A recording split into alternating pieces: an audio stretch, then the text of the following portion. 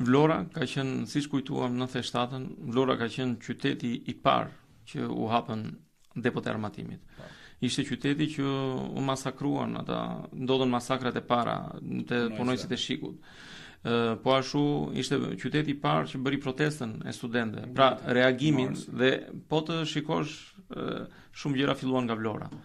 Pastaj edhe në 97-s, unë të thash që unë kam qenë një nga ata që shkoi, mori armët dhe ruante lagjen 11 vjeç bashkë familje. Si gjithë në atë kohë që ishte ajo komuniteti shpëtimit që u ngritën. Jo, po ne ishim ndryshe.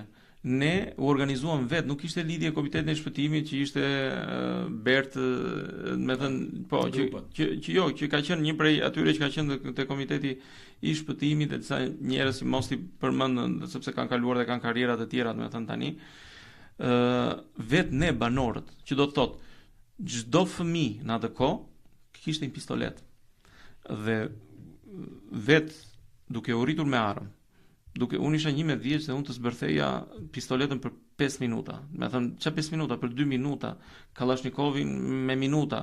E të gjitha me radhë. Pastaj arritëm deri në atë lloj niveli sa unë kam qenë një nga ata që organizova bashkë me ca miq, me një banorin e lagjes në Torro, një nga ato gjurmëlëmset, nga që kishim shumë fishek nga këto të gjallë si t'i shfrytëzonim dhe modifikuam, bëm, do të thënë 11 vjeç bashkë me shokë të tjerë që e bëm si me fishek çifteje, domethënë.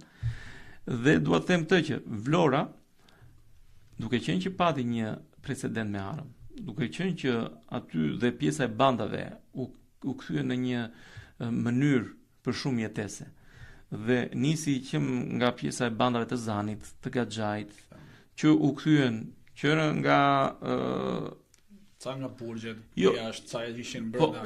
U kthyen, jo, dua të them që shpesh herë edhe siç ndodh edhe rëndom që disa munduan të shfaqnin veten, domethënë Robin Hood.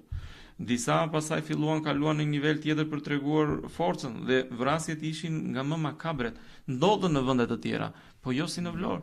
Në Vlorë për shembull që kishte raste që për shembull vrasjet ishin në një mënyrë për treguar agresivitetin shumë agresiv. Të tregojmë ndonjë detaj, për shembull arrinin deri aty sa i kanë mbushur mishin me krip dhe pasaj e kanë futur në makinë dhe i kanë dhënë mesazhin këto për shokët e ngushtë ku nuk arrinin dot te objektivi.